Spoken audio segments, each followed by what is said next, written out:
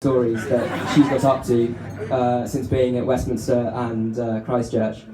So I could have just talked about what a lovely person she is, but I took upon myself to email Theo and Joe and talk to all her friends about the embarrassing stories that she's got up to since being away, and share some of them. Well, there's two prime ones this evening.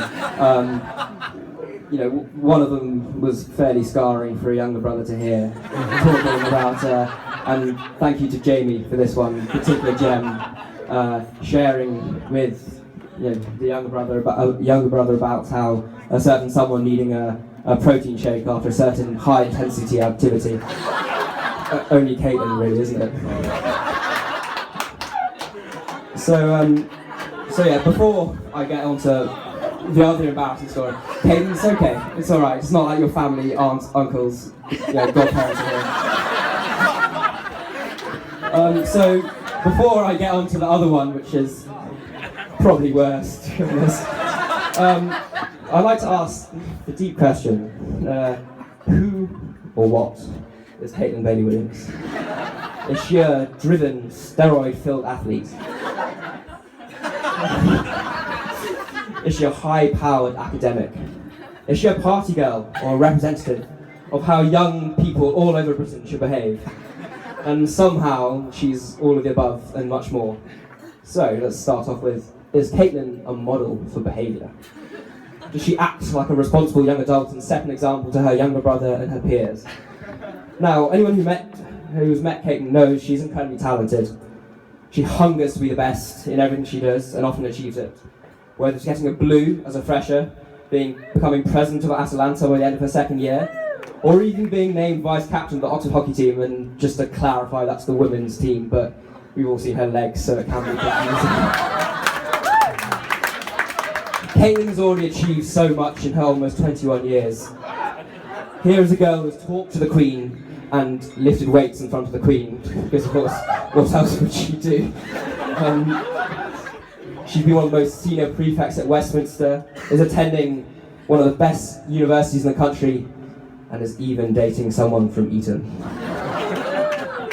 However, it is here that the one truly embarrassing story that I could find on my big sister comes to light, as evidence to suggest she is not always a model young adult. Oh yes. Now, according to Theo, Jamie and Joe, and pretty much all the friends I asked, during her time at Oxford, Caitlin decided that after years of residing in luxury of Westminster and Christchurch, she would live like one of the people and rough it for a night.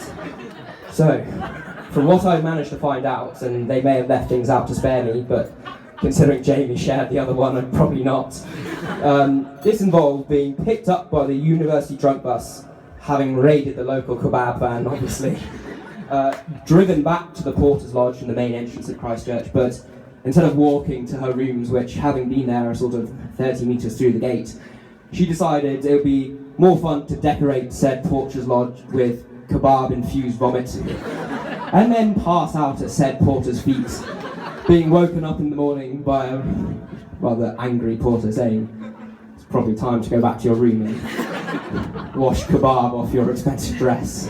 And according to Jamie, this all took place before midnight. So that was the last embarrassing story that anyone who went to Oxford with her will probably know, and the rest don't revolve around alcohol, unfortunately, or protein shakes.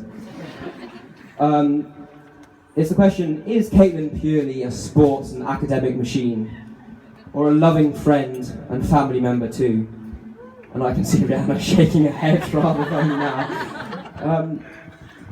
As her younger brother, I can once again say yes and no. Try as hard as she might, Caitlin has never been able to prevent that killer competitive instinct spilling over into family life and anything to do with family or even her blood relatives or siblings or 3-year-old brother or any of that. And in no better way is this represented by her response to my very existence as a human being. When I was 1 year old, I was savagely pushed from my mother's arms because Caitlin decided to ensure that there would be no sibling competition. But did it stop here? No. I mean, by the way, I think that's why I'm bad at maths. There you go. When I was 6, there was an attempt, and by the way, there is photographic evidence to prove this in our family photo albums, to throw me from a cliff in Wales while doing a walk. And both my parents are nodding at this point.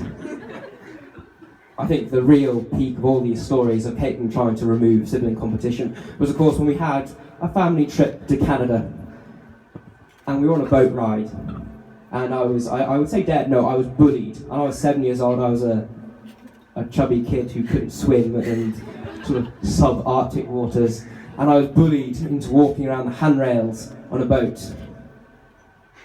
Unfortunately, we were going killer whale watching, and Caitlin had spotted a rather large male apex predator circling the boat at the time, and saw the large waves approaching and thought, this is my time.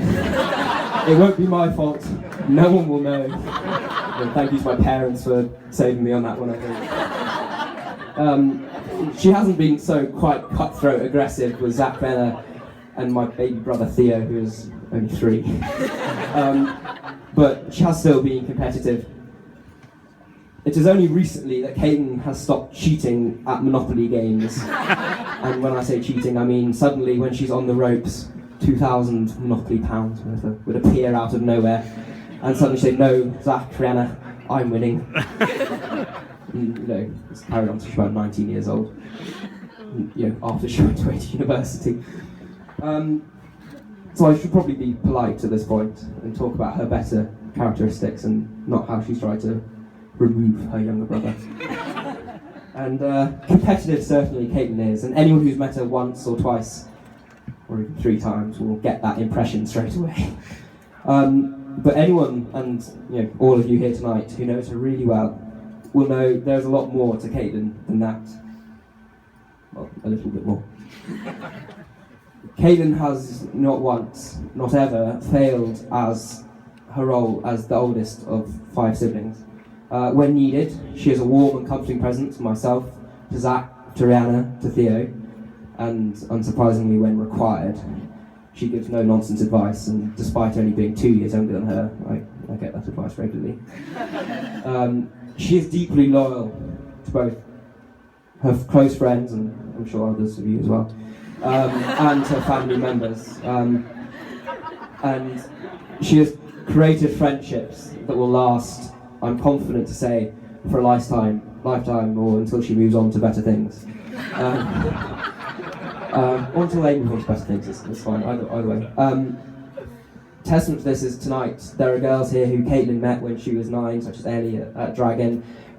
Girls who Caitlin met while at Oxford High, and despite moving to Westminster and Oxford and everyone moving to different places, she's maintained those friendships. I think it's, girl flying back from Bordeaux, someone putting on hold, flying off to America. It's testament to Caitlin and her personality. Rather problematically for a younger brother, me, who gets into trouble and messes up, Caitlin is most of the time level-headed, mature and responsible. But anyone who knows her will know that she's also got a deeply sparkly character and sense of humour.